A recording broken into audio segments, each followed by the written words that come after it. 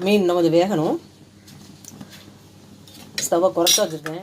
ரொம்ப கொதிக்கிட்டால் வந்து மீன் உடஞ்சிரும், தூள் தூளாக போயிடும்.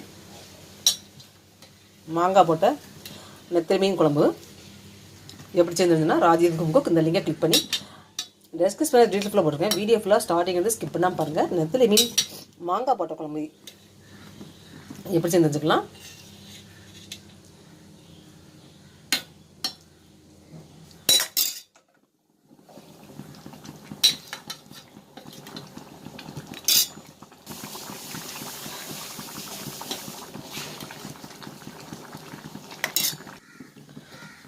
மாங்காய் போட்ட நெத்திலி மீன் குழம்பு ரெடி ஆயிடுச்சு. நெத்திலி மீன் ரொம்ப உடையில. இந்த குழம்புக்கு டேஸ்ட் கொடுக்குறது மாங்காய் தான். அந்த மாங்காய் வந்து ரொம்ப புளிப்பாகவும் இருக்கக்கூடாது, ஒரே